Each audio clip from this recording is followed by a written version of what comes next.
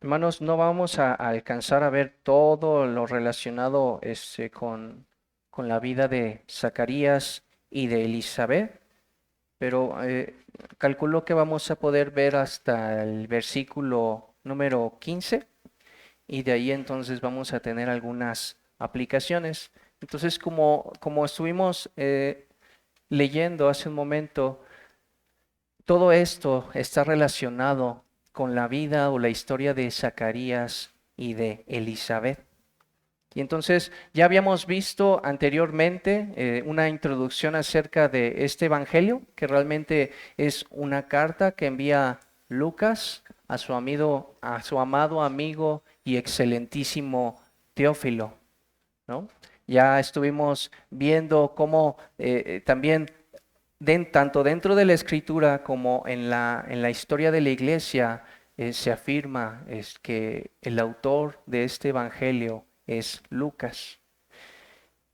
Y no solamente vimos eso, sino también vimos aproximadamente cuándo se había realizado esta carta y que vimos que también Lucas no solamente es el autor del Evangelio de Lucas, sino también del libro de los Hechos. Y que aproximadamente entre el año 61, 63 después de Cristo, aproximadamente, podemos fechar esta evangelio, esta carta a Teófilo y también el libro de los Hechos.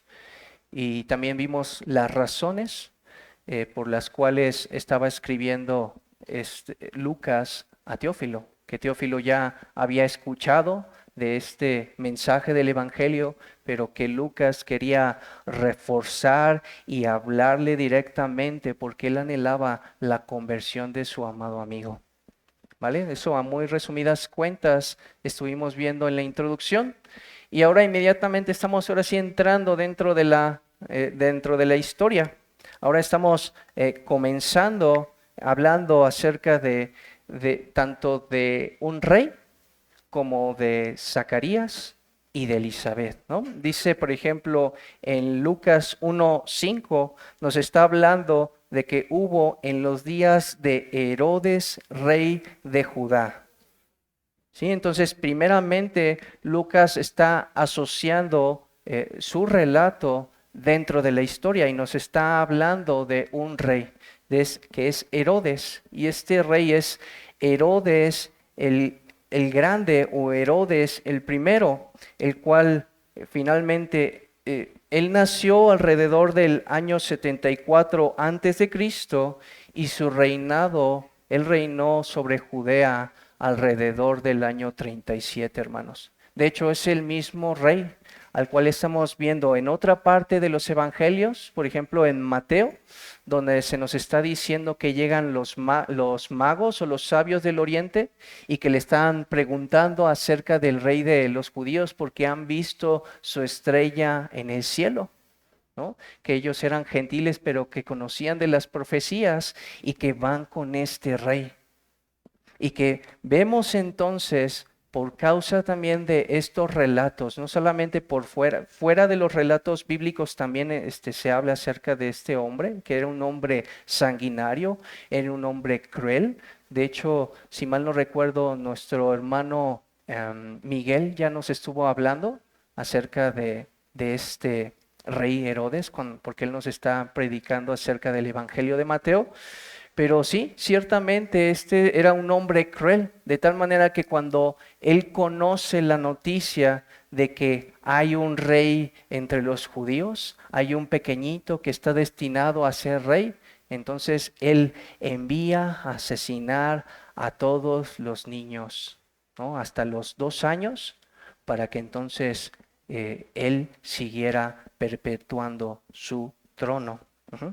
Sí, entonces era muy astuto, era muy malvado, era implacable, de tal manera que nos está diciendo eso precisamente para después mostrarnos el otro lado de la historia. Es muy similar como, por ejemplo, en los tiempos de Caín, donde se ve también la simiente de la serpiente, ¿no? Representada por Caín, y también la simiente de la mujer representada por Abel. Y entonces, cómo esta simiente de la serpiente está tratando de aplastar y de destruir a la simiente de la mujer. De hecho, es muy parecido también a cómo lo vemos en el libro del Apocalipsis, cómo está persiguiendo la serpiente, ¿no? A toda la descendencia de la mujer para poder entonces quedarse y gobernar. Pero también vemos otro relato particular, por ejemplo, en el Génesis, que aunque Abel murió, también se levantó un sustituto, Set, que es lo que significa sustituto, y que entonces también dice que los hijos de los hombres empezaron a invocar el nombre del Señor. Y entonces es muy parecido lo que nos está relatando aquí las Santas Escrituras, que mientras vemos a un hombre malvado y sanguinario que está dispuesto a hacer morir al rey de los judíos, al mismo tiempo tenemos a Zacarías. Al mismo tiempo tenemos a su esposa, Elizabeth. Y entonces nos está relatando acerca de Zacarías, que él era ¿qué dice? De la división de Abías. Y esto significa, hermanos, que desde los tiempos del rey David se habían dividido en grupos para cada uno de los ministerios sacerdotales. En total eran 24 grupos. Pero finalmente, hasta el regreso de Babilonia, cuando los judíos regresan de Babilonia, solamente de esos 24 regresan 4 grupos. Y lo que entonces hacen es que de esos 4 deciden dividirlos nuevamente en los 24 grupos y darle a cada uno de esos grupos el nombre antiguo que tenían. Y uno de esos nombres de ese grupo era el que pertenecía a Zacarías, que por eso decía que pertenecía al grupo o a la división de Abías. ¿Sí? Entonces, eso lo podemos encontrar cuando David hace esta división en el del primer libro de Crónicas, en el capítulo 24 del 1 al 2. Y también más adelante en el 10 ya se nos está relatando cada uno de esos grupos. Y después en el libro de Esdras, ahí se nos está contando cada uno de los grupos, los 4 grupos que regresan del exilio. Bueno, entonces, hasta aquí sabemos esto de Zacarías, que provenía del grupo de Abías, y también nos dice algo su nombre. Zacarías, hermanos, significa él, es decir, Dios se ha acordado. ¿Sí? Entonces eso también nos ayuda a evocar el recuerdo, por ejemplo, en el momento en el que había sido esclavizado durante poco más de 400 años el pueblo de Israel, y que entonces ellos, dice la Escritura, ellos clamaban al Señor, ellos alzaban su voz en oración para pedir la liberación, y que en medio de esto, lo que dicen las Santas Escrituras es que Dios no solamente los escuchó, sino que Dios se acordó de su pacto. Dios se acordó de su pacto que había hecho con Abraham, con Isaac y con Jacob. Y entonces por eso dice, y vio a los hijos de Israel y los reconoció. Entonces, esto también nos tiene que hacer ver que en medio de todas estas dificultades que está pasando el pueblo de Israel, entonces elige el Señor precisamente a este hombre piadoso, como lo vamos a ver más adelante, el cual se llama Zacarías y el cual significa Dios se ha acordado de su pacto. ¿Sí, hermanos?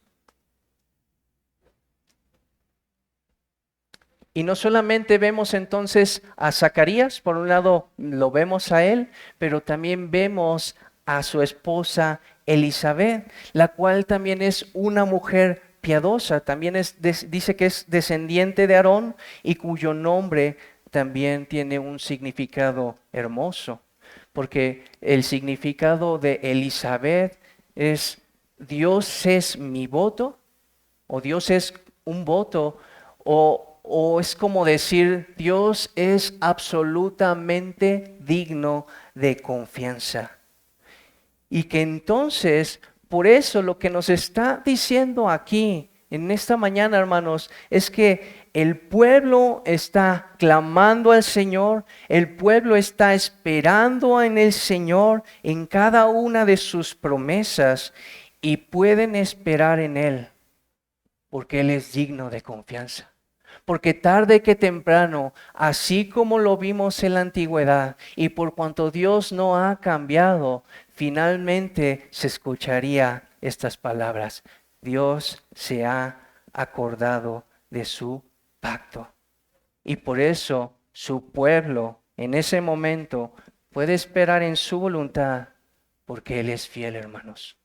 Están esperando, están a la expectativa, clamando y orando. Imagínense, y después de tanto tiempo de silencio, hay una sed enorme por parte del pueblo de Israel para que todas las promesas que Dios había establecido en su palabra llegaran a su pleno cumplimiento. Y por eso nos está diciendo en esta introducción todo eso en medio de esta lucha entre el bien y el mal, en medio del pueblo que está invocando el santo nombre del Señor. Y entonces Él nos está diciendo por medio de estos nombres, de estos hombres y esta mujer piadosa, el Señor se ha acordado de su pacto. El Señor es absolutamente digno de confianza. El Señor es fiel. Y entonces no solamente nos dice eso acerca de Zacarías y de Elizabeth, sino que primeramente nos está diciendo en el versículo 6, ambos eran justos delante de Dios y andaban irreprensibles en todos los mandamientos y las ordenanzas del Señor. Entonces, lo primero que sí necesitamos dejar claro es que ningún hombre puede ser declarado justo delante de Dios por medio de sus méritos. Así como nosotros somos declarados justos delante de Dios por un mediador, por esa justicia externa a nosotros que nos es imputada, de la misma manera ellos, cada creyente, incluyendo a Zacarías y Elizabeth, ellos fueron declarados justos porque ellos confiaron en sus promesas. Confiaban en sus promesas y por eso esperaban en ellas y por eso clamaban por ellas, por su cumplimiento. Entonces, primeramente, son justos, hermanos, por causa de la justicia de Cristo, no por causa de sus propias obras. ¿Ok? Pero no solamente tiene esa implicación.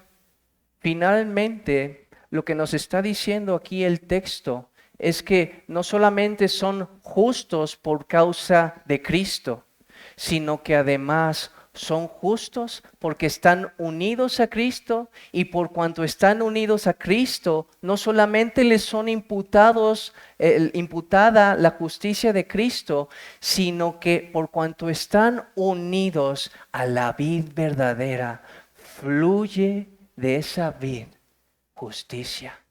¿Sí? De tal manera, hermanos, que en Cristo Jesús somos hechos nuevas criaturas. No solamente somos declarados justos, hermanos, sino que somos hechos nuevas criaturas. O como dice una porción de las Escrituras en Efesios, creados en Cristo Jesús para buenas obras. De tal manera que todo aquel que es declarado justo delante de Dios, hermanos, también es santificado, es purificado, es regenerado, para que entonces, unido a Cristo, puedan brotar y emanar del creyente frutos de justicia. Como dice la Escritura, fruto apacible de justicia. ¿Sí, hermanos? Entonces, aunque la Escritura asume que somos justificados por Cristo Jesús, lo que nos está diciendo aquí es el resultado de ser declarados justos, de ser salvos por medio de Cristo Jesús, y nos está diciendo el resultado. Nos está diciendo entonces que podía brotar de ellos justicia, podía dar buenos frutos de justicia Elizabeth y Zacarías, porque ya habían sido renovados por el Espíritu Santo de Dios.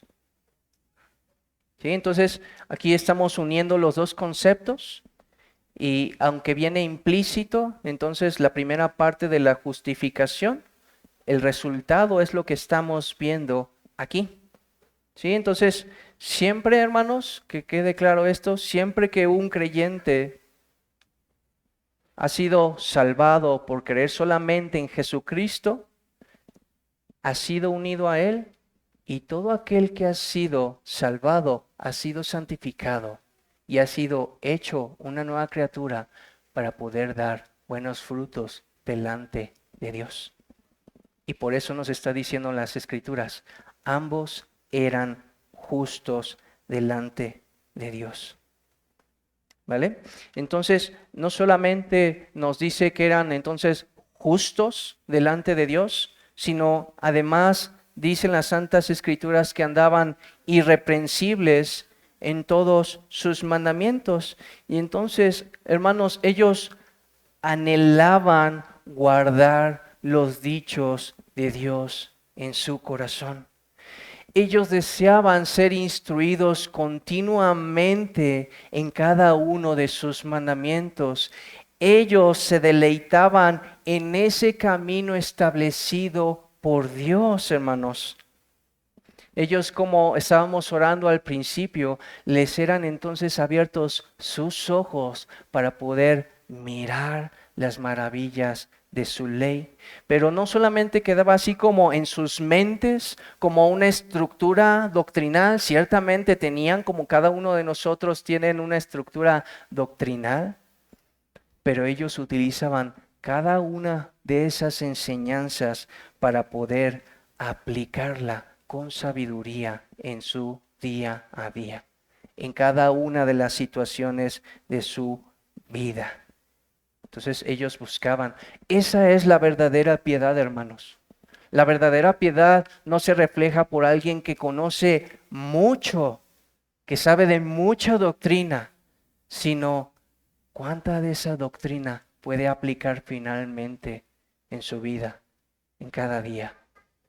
Porque para eso nos es dado todo ese conocimiento del Señor, para que finalmente nosotros podamos llevarlo a cabo en nuestras vidas. Entonces, ellos eran entonces considerados rectos, justos y temerosos de Dios y delante de los hombres. Ellos amaban y guardaban sus mandamientos. ¿Vale? Pero aquí hay una particularidad que nos está hablando, es decir, nos está diciendo que ellos también eran irreprensibles. Esto significa, hermanos, que no eran dignos de alguna censura.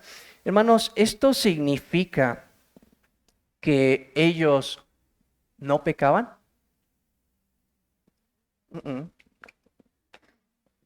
No, porque dice la Escritura, no hay hombre que no peque. Entonces, ¿qué es lo que significa?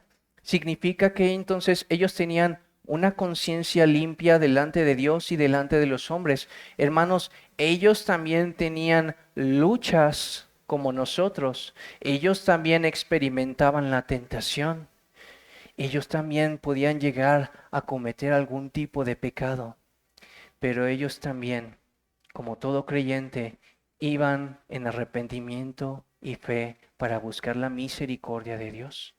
Y por eso es que eran lavadas su conciencia. Que cuando pecaban con algún prójimo, que cuando pecaban Elizabeth con Zacarías, ellos también podían hablar y podían confesar su pecado y podían decir, perdóname, pequé contra ti. ¿Sí? Entonces, el hecho de que sea irreprensible significa que tenían un buen testimonio, aun cuando ellos pecaban, hermanos, podían ir y humillarse delante de su hermano para decirle, pequé contra ti. Y que por eso eran irreprensibles. No había nada de qué acusarlos. ¿Por qué? Es que mi hermano ya vino. Ya solucionamos las cosas, ya me pidió perdón, no tengo nada de qué acusarlo. ¿Me explico, hermanos? Entonces, por esa razón eran irreprensibles, porque también no buscaban guardar el pecado para sí, para tenerlo en lo oculto, como lo estábamos viendo en la meditación. Entonces se apartaban de su pecado, confesaban sus pecados. Por esa razón no eran objetos de alguna acusación. ¿Va, hermanos? Y podíamos pensar hasta este momento que pudieran vivir una vida feliz, porque cualquiera de nosotros puede desear un matrimonio así, donde todos los problemas, todos los pecados se hablan, se confiesan y es un matrimonio ejemplar. Pero no solamente nos está hablando de que ellos eran piadosos y justos y temerosos y irreprensibles delante de Dios, sino que ellos también pasaban por muchas aflicciones. Y que una de ellas nos está diciendo en el versículo 7 es que Elizabeth era estéril y no podía tener hijos. ¿Sí? Entonces, y es que, hermanos, el que una mujer no pudiera tener hijos, eso ya la hacía como verla como rechazada delante de la sociedad. Tenemos muchos otros ejemplos. El caso de Ana me viene a la mente, donde otra mujer, ¿no? Que era la otra esposa, en lugar de consolarla, lo único que le hacía es recordarle su, eh, su falta de fertilidad. Decirle, tú no sirves como mujer. Y no solamente eso, sino que inclusive puede ser como en el caso de los tiempos del Señor Jesús, recuerdan, para el caso del hombre ciego, que nos está mostrando cómo pensaban en ese momento, que uno de ellos le dice, Señor, ¿y este hombre, por qué está ciego? ¿Quién pecó para que este hombre naciera ciego? Entonces, ellos estaban asumiendo que todos aquellos que tenían alguna clase de mal, ya sea ceguera, ya sea alguna malformación, o en este caso infertilidad, era una desaprobación ya por parte de Dios. Y entonces ellos tenían la excusa perfecta, hermanos, para decir, yo la puedo repudiar, yo lo puedo despreciar, porque esa persona ya ha sido despreciada por Dios. Y entonces yo tengo toda la libertad también de hacerlo. ¿Sí lo ven? Entonces, imaginen entonces estar en esa condición y por todas las circunstancias que Elizabeth tuvo que estar atravesando por causa de ser una mujer estéril.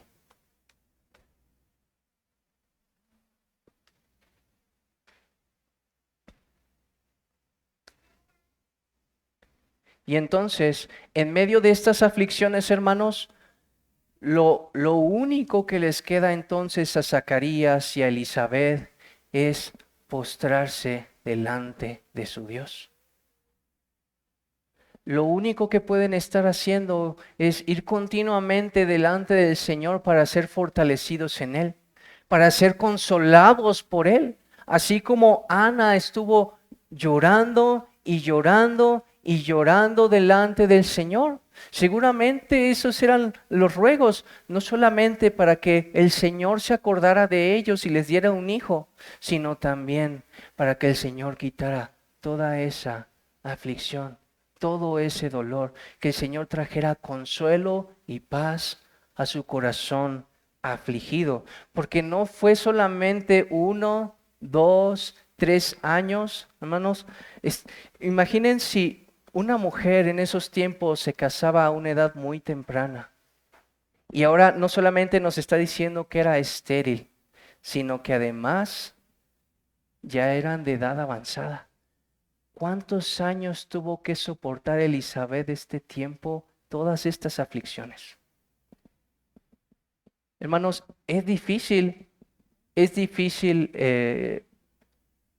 el pasar por estas situaciones, porque hay un anhelo genuino en el corazón de una mujer o de un hombre, el querer ver descendencia, y es un buen anhelo, pero hay mucha presión en la sociedad, tanto en la antigüedad como ahora. Por ejemplo, cuando alguien se casa, lo primero que se nos pregunta es, ¿para cuándo los hijos? ¿Para cuándo? Y eso mete mucha presión en las mentes y en los corazones, porque debemos de recordar, como le dijo el esposo de Raquel, le dijo, ¿acaso soy yo Dios para que te dé yo hijos? Debemos de recordar que el que da descendencia y el que da los hijos, finalmente es el Señor. Y entonces hay mucha presión, porque asumimos, ¿no?, que en cuanto nos casamos, lo primero que tiene que pasar son los hijos.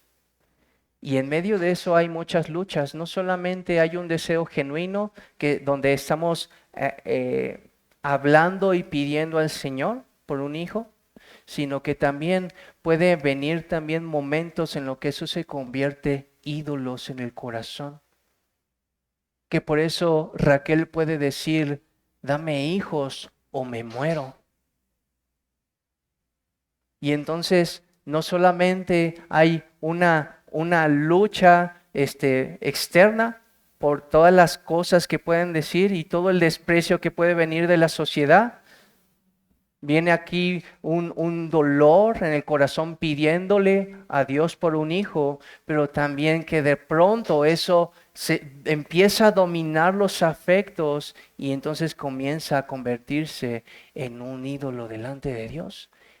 Y entonces ya no solamente tengo que ir al Señor para pedirle, sino para confesar mi pecado delante del Señor. Y entonces imagínense durante todo ese tiempo, todo esto, que finalmente ellos, parte de la piedad de este hombre y de esta mujer, es no solamente luchar con todas estas cosas, sino de encontrar su satisfacción en el Señor.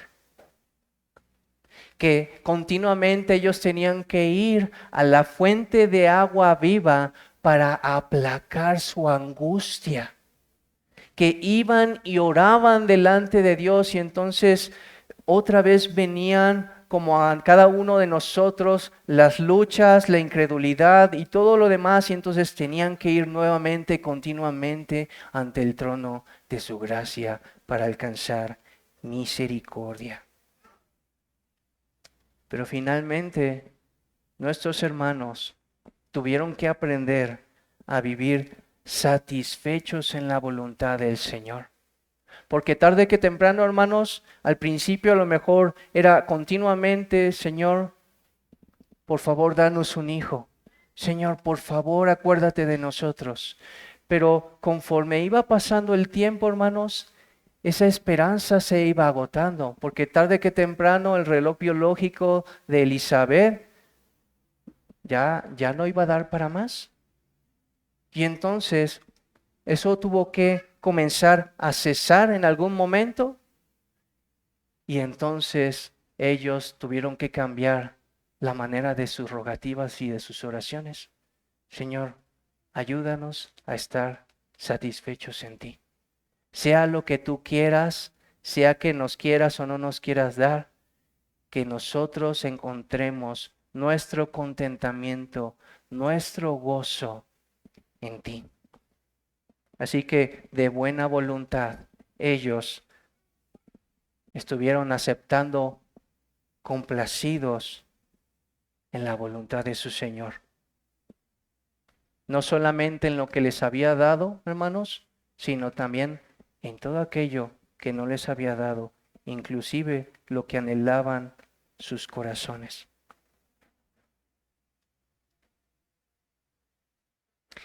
Y bueno, hermanos, entonces aquí viene la siguiente pregunta para ti. ¿Qué va a pasar si no llegas a ver por lo que tú hoy estás pidiendo? No solamente para el caso de los hijos, quizá para algunos sea un tema para ellos, pero, por ejemplo, ¿qué pasa? Todos en común tenemos el deseo de que nuestros familiares sean salvos. Todos tenemos el anhelo de que nuestros padres sean salvos, de que nuestros esposos o esposas sean salvos, de que nuestros hijos sean salvos.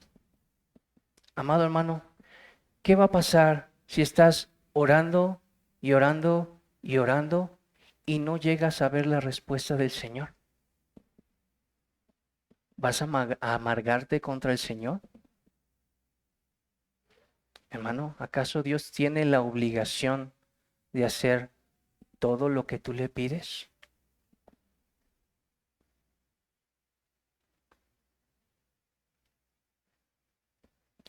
Hermano,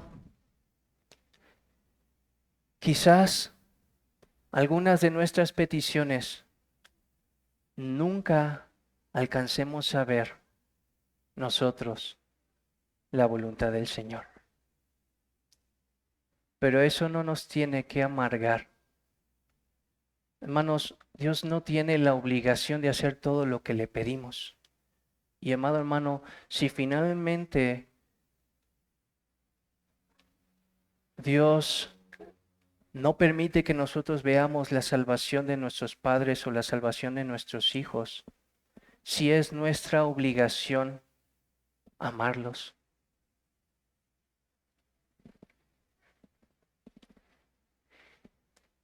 Y entiéndanme esto, que no lo digo de una manera seca, dura, porque cada uno de nosotros tiene ese anhelo en nuestro corazón. Amado hermano, nuevamente, no te amargues por el hecho de que no veas aquello que tanto anhelas, pero para este caso, ama a tus padres mientras los tengas en vida, ama a tus hijos mientras los tengas en vida, ama a tu esposo, a tu esposa. Nuestra obligación, por ejemplo, como esposos, si tenemos por ejemplo, hermanas, si tenemos un esposo incrédulo, es que se sometan en todo aquello en lo que es justo delante de Dios y los amen y les sirvan y les respeten.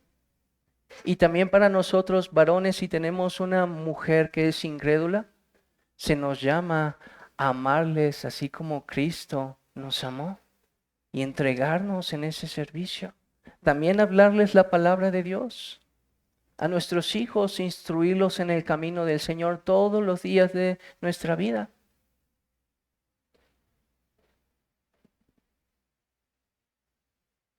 Pero no desconfíes del Señor si no ves todas aquellas respuestas que tú quieres. Porque el Señor sigue siendo bueno, hermano. El Señor sigue siendo justo. El Señor sigue siendo fiel. Aún el Señor sigue siendo misericordioso, aun cuando nosotros no veamos esas cosas en nuestras vidas. Amado hermano, no nos corresponde a nosotros saber las sazones o los tiempos. No nos corresponde. No nos quebremos la cabeza y no carguemos con toda esa amargura. Descansemos en el Señor, hermanos. Aceptemos la voluntad del Señor, aún, hermanos, cuando sea dolorosa. aún cuando sea dolorosa, que podamos, como estamos viendo en este ejemplo, hermanos, que podamos aceptar de buena voluntad lo que el Señor quiere. Él es infinitamente más sabio, infinitamente más justo e infinitamente más bueno.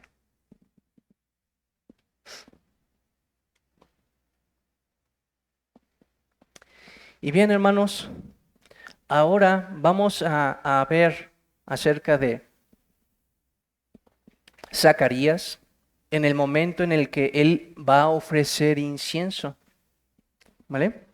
Eso está dentro de los versículos 8 al 10. Y dice, aconteció que ejerciendo Zacarías el sacerdocio delante de Dios, según el orden de su clase, conforme a la costumbre del sacerdocio, le tocó en suerte ofrecer el incienso, entrando en el santuario del Señor. Y toda la multitud del pueblo estaba fuera orando a la hora del incienso. Y entonces, hermanos, todos estos grupos de los cuales estaban los sacerdotes eran escogidos por sorteo para cumplir con cada uno de los ministerios que se tenían que hacer. Uno de ellos, y el que era de mayor privilegio, era el poder ir y quemar incienso delante del Señor. Entonces era uno de los momentos más sublimes y más esperados también por parte de un sacerdote, porque esto, hermanos, solamente lo podían hacer una sola vez en toda su vida. Y no todos los sacerdotes llegaban a hacerlo. Ok, hermanos, por eso entonces era tan deseable por parte de un sacerdote que en medio del sorteo le tocara a él el ir delante en el santuario del Señor para poder quemar el incienso.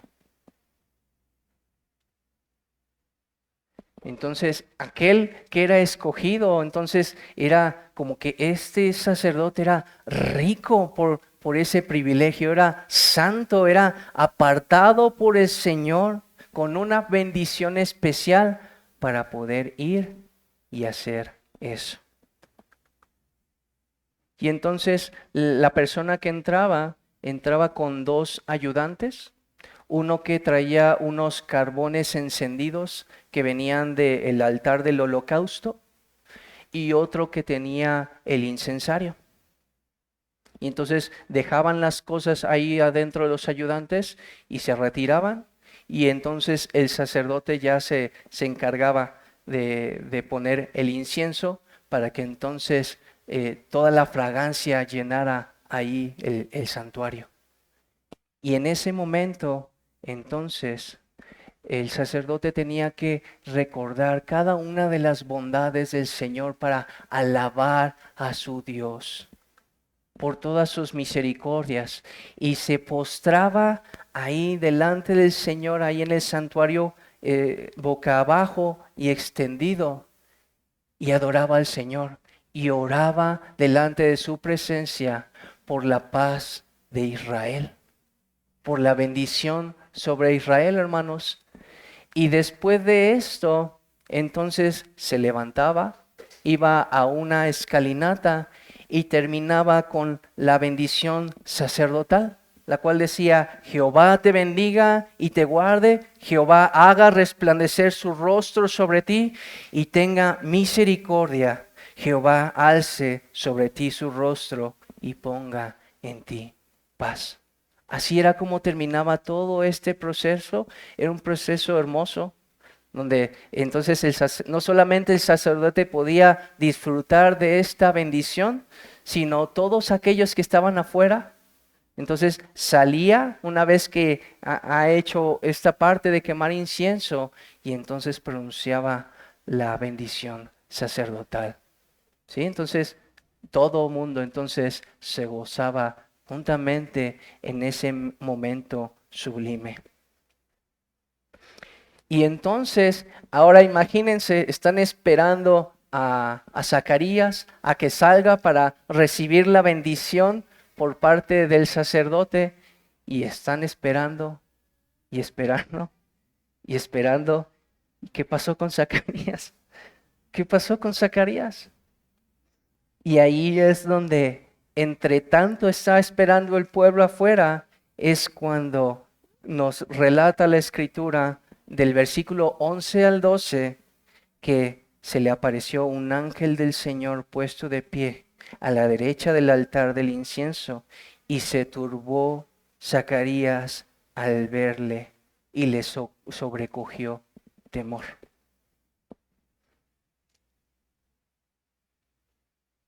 Entonces, lo que está experimentando aquí Zacarías no solamente es un sobresalto. De hecho, la palabra de miedo, y no solamente le está diciendo que tuvo miedo, sino que lo sobrecogió el temor. O sea, está magnificando el verbo, hermanos. La palabra miedo viene de phobos, ¿no? De que significa no solamente miedo, ¿no? Como pánico o terror. Y entonces le está diciendo que él se turbó y tuvo gran terror, ¿sí? Es como nosotros no estamos acostumbrados a las cuestiones sobrenaturales que nos lleguen a pasar. No solamente es un sobresalto cuando llegan a pasarnos cosas sobrenaturales. Uno sale corriendo porque está lleno de temor. Y entonces ahora imagínense, no solamente esto, sino que ocurran cuestiones sobrenaturales en el santuario del Señor. De tal manera que entonces cuando pasa eso, es tan aterrador el momento, hermanos, como cuando Isaías está viendo la visión y dice, ay de mí, soy hombre muerto. Como cuando Daniel también se le aparece un ángel y dice que cae como muerto y que entonces lo tiene que tocar el ángel para que pueda recuperar sus fuerzas. Entonces es esa clase de temor que lo deja completamente paralizado y sintiendo morir. Como también Manoah, también cuando se les muestra el ángel de Jehová y cuando le dan el sacrificio, se levanta y entonces lo ven y dice, ay de mí, porque hemos mirado al ángel de Jehová. He mirado a Dios cara a cara, dice, estoy muerto. Y entonces es muy similar, hermanos. Entonces, cuando está sobrecogido por ese terror, no solamente tener miedo, sino pensar que es hombre muerto.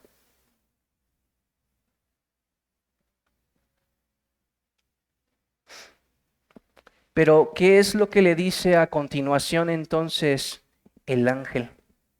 Eso lo vemos en el versículo 13, hermanos, que dice, pero el ángel le dijo, Zacarías, no temas, porque tu oración ha sido oída, y tu mujer Elizabeth te dará a luz un hijo, y llamarás su nombre Juan.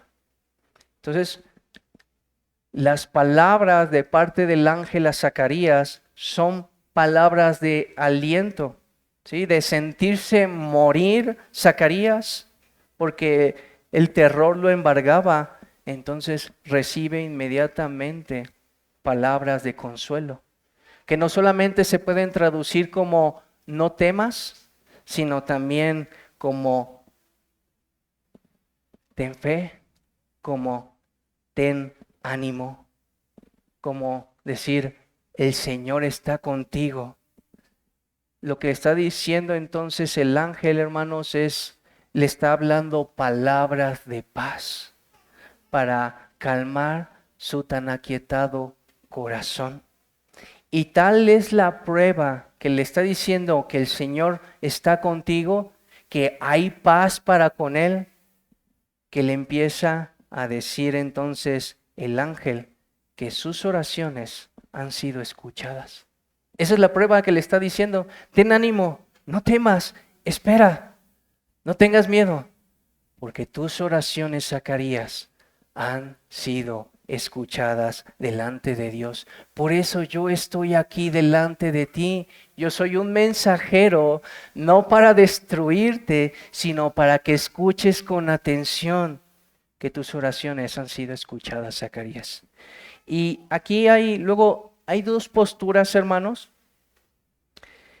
porque hay algunas personas que entonces piensan, bueno, lo que está diciendo ahí el ángel es que las oraciones que fueron escuchadas son las oraciones inmediatas que estaba haciendo ahí postrado delante de Dios, delante del altar.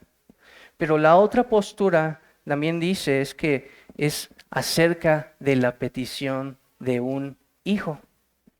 Entonces, yo lo que creo, hermanos, es que no se tienen por qué contraponer, pero lo inmediato sí vemos que sus oraciones han sido escuchadas e inmediatamente le dice el ángel cuáles son las oraciones que inmediatamente está hablando el ángel. Y está diciendo que su mujer va a concebir un hijo. Pero al mismo tiempo, de esas oraciones que Zacarías durante tanto tiempo estuvo delante del Señor con su esposa Elizabeth, las está utilizando no solamente para que pueda gozarse él y su esposa, sino para utilizar a este hombre como aquel que sería un profeta especial delante del pueblo de Israel. Así que no hay como contradicción, sino que aunque inmediatamente el sentido directo está hablando acerca de las oraciones de Zacarías y de Elizabeth, al final de cuentas también fueron escuchadas esas oraciones de la paz por Israel, que estaba orando en ese momento Zacarías, para usar ese pequeñito, hermanos, para la gloria de Dios, para anunciar al Cordero, ¿no? Como él decía, Juan el Bautista, he aquí el Cordero de Dios que quita el pecado del mundo. ¿Sí? Entonces, a eso me inclino yo.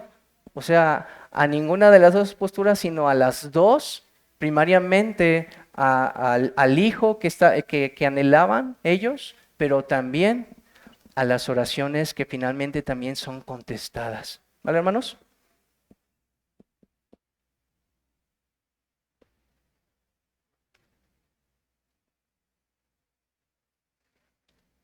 Ah. Entonces, hermanos, la aflicción de Elizabeth por fin sería liberada de esa aflicción, dejaría de ser estéril y como dice también el libro de Isaías, dice, regocíjate, oh estéril, la que no daba a luz, levanta canción y da voces de júbilo, la que nunca estuvo de parto, porque más son los hijos de la desamparada que los de la casada, ha dicho Jehová. Entonces, de tal manera que traería sumo gozo, sumo júbilo para su esposa, para él, pero no solamente para él, sino para todo el pueblo de Israel. Por eso dice en el versículo 14, y tendrás gozo y alegría, y muchos se regocijarán de su nacimiento. ¿Sí lo ven? ¿Por qué entonces me inclino a pensar en esta postura, hermanos? Porque no solamente está hablando del nacimiento, sino que ahora ya está incluyendo no solamente el gozo de estos padres, sino el gozo de todos aquellos que escuchen de este nacimiento. Porque este sería el hombre, más adelante dice, que atraería a todos al Cristo, el Señor, que por eso Él era el que iba a estar aplanando todo para preparar el camino del Señor. Y que por esa razón, hermanos, muchos se iban a gozar en el nacimiento de este pequeñito de Juan el Bautista. Y por eso dice también más adelante en el versículo 15, porque será grande delante de Dios. Y que el mismo Señor Jesucristo, hermanos, nos está hablando acerca de la grandeza de Juan el Bautista, que dijo que ninguno nacido de mujer era mayor que Juan. Porque, hermanos, hubo muchos profetas en el Antiguo Testamento que estaban hablando acerca del futuro Mesías, que estaban anunciando que iba a venir, va a venir el Señor, y estaban profetizando, pero solamente a Juan el Bautista se le dio el privilegio de ser finalmente el heraldo del rey, ya no diciendo va a venir, sino diciendo contemplen al Cordero de Dios. Este es el que quita los pecados del mundo, ¿sí? Otros estaban anunciando en el futuro, pero él fue el privilegiado de decir, a este yo no tengo ni razón para poder amarrar sus sandalias. Yo no soy digno de él. Pero yo, como el heraldo, finalmente lo estoy presentando delante de todo el pueblo de Israel. Por eso es de los grandes, hermanos.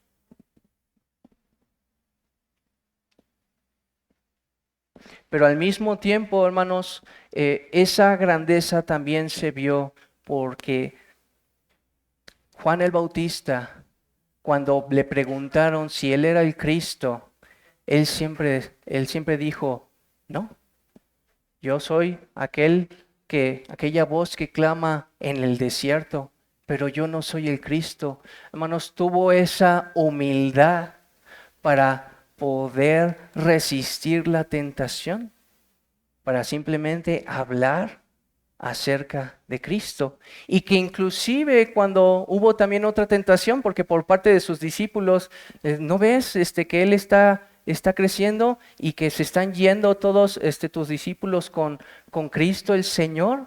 ¿No vas a hacer nada? Y lo que responde también habla de su grandeza, habla de su humildad, porque está diciendo, es que es necesario que Él crezca y que yo mengüe. Así que también parte de esa grandeza está vinculada con esa humildad de Juan el Bautista. Y más adelante, en el mismo versículo, en la parte B, dice, no beberá vino ni sidra y será lleno del Espíritu aún desde el vientre de su madre. Y esto sigue estando vinculado con la grandeza. Y que algunos se debaten en que si era nazareo o no. Y finalmente un nazareo, hermanos, era una persona que se consagraba a Dios por medio de un voto. Y que durante ese voto no debería de tomar ninguna bebida fermentada y no debería de cortarse su cabello hasta el tiempo del cumplimiento de su voto. Y ya una vez que terminaba el tiempo de su voto, entonces lo que hacía era rapar su cabeza y entregarla como aquello que fue consagrado al Señor para que finalmente se quemara su cabellera. ¿Ok? Pero hay unas consagraciones particulares o muy especiales en el Antiguo Testamento. Por ejemplo, el caso de Samuel.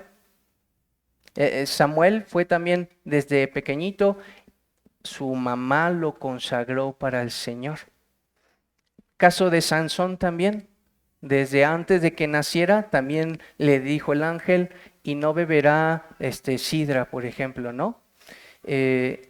Y entonces aquí lo que estamos viendo también es una consagración especial de parte de Dios, que está anunciando el ángel de que este hombre sería especialmente consagrado para la obra de Dios y que sería entonces lleno del Espíritu Santo para poder cumplir con su obra. Y es que, hermanos, él tuvo que tener ese Espíritu Santo derramado sobre él para poder anunciar el mensaje del Evangelio de Cristo Jesús. Él tenía que tener ese Espíritu Santo lleno de sabiduría para poder hablar a todos aquellos que querían ser bautizados y que querían torcer el mensaje del Evangelio porque no se querían arrepentir y solamente lo utilizaban como un amuleto para poder tener esa salvación. Y a ellos les dijo generación de víboras. ¿Por qué intentan escapar de la ira venidera? Den frutos dignos de arrepentimiento. Él tuvo que también ser lleno de sabiduría para hablar a Herodes el tetrarca, que por cierto era el hijo de Herodes, para decirle que lo que él estaba haciendo estaba mal.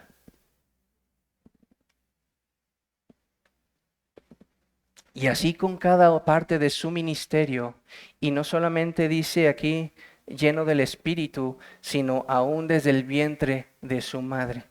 Algunos se debaten, hermanos, que si lo que intenta decir es que está lleno del Espíritu desde el vientre de su madre, yo creo que es claro y que inclusive le podemos ver cuando entonces Elizabeth está embarazada y la visita María, y que cuando entonces ella está al lado, el niño lo que hace es brincar de alegría, y que eso no es normal, sino solamente si Juan el Bautista estuviera lleno del Espíritu de Dios desde el vientre de su madre. Y hermanos, con esto concluimos, vamos a concluir hasta ahí y vamos a tener ahora unas aplicaciones. Las aplicaciones que ahora vamos a tener serían concernientes tanto para la piedad como para la oración, que fueron finalmente, hermanos, los temas principales que estuvimos viendo en esta porción de las Escrituras.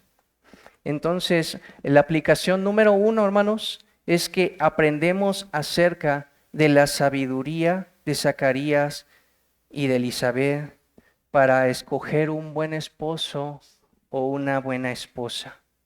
Entonces, amado hermano o hermana que anhelas el matrimonio, una de las cuestiones prácticas que podemos aprender es que lo mejor que podemos hacer es escoger una buena esposa, un buen esposo, una esposa piadoso, que ame a Dios.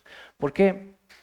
Porque si ama a Dios, hermanos, hermano, hermana, entonces vas a ver cómo debe de amarte a ti de la manera correcta.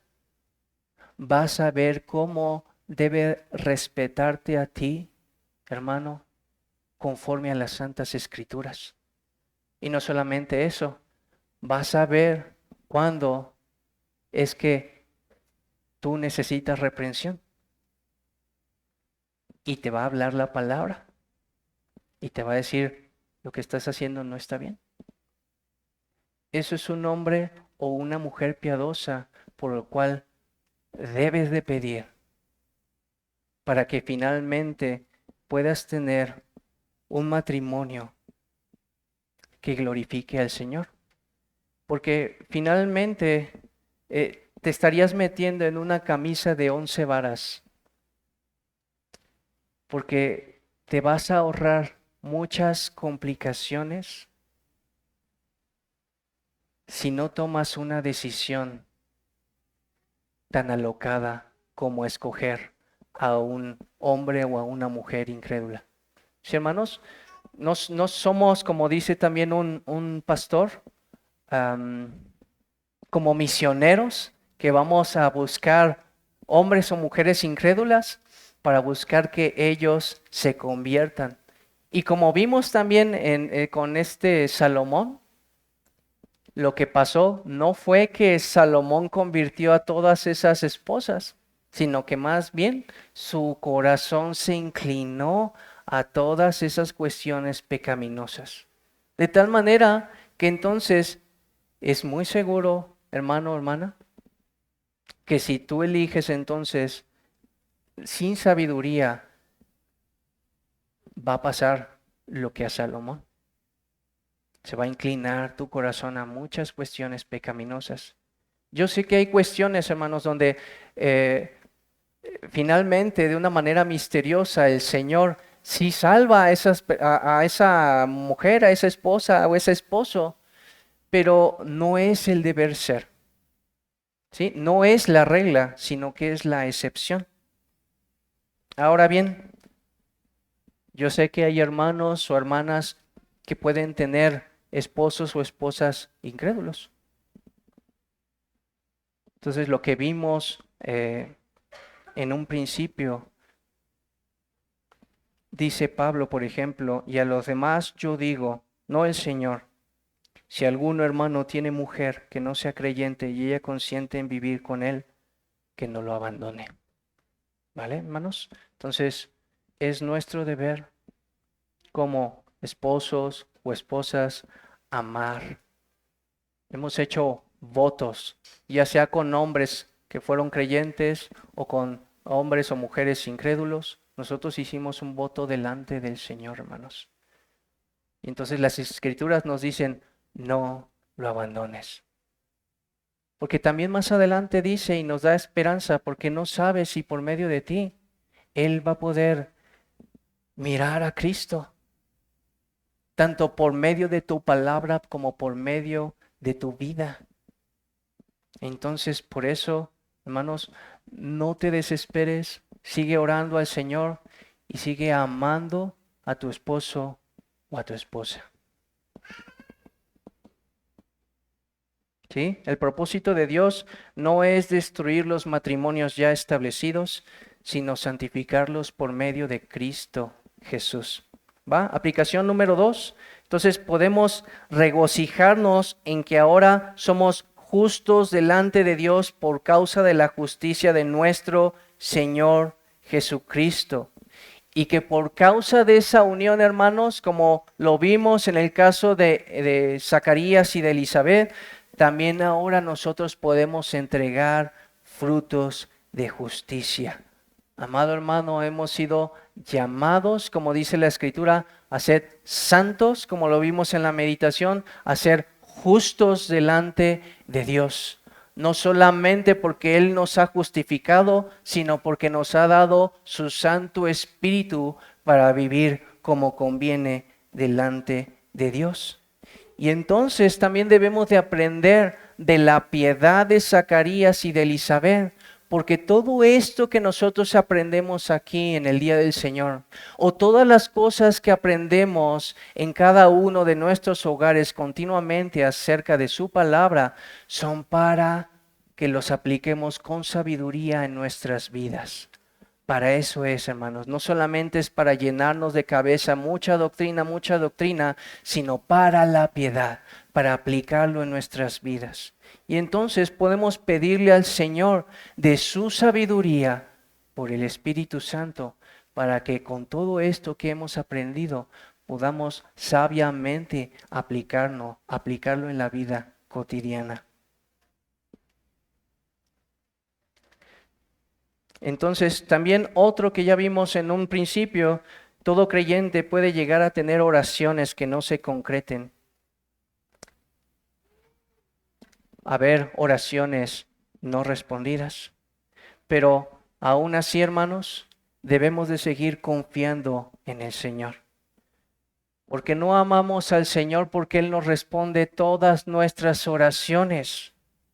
Amado hermano, hermana, amamos al Señor nuestro Dios porque Él nos amó primero y porque Él envió a su Hijo Jesucristo para tener paz para con Él, para ser reconciliados. Por eso le amamos a Él.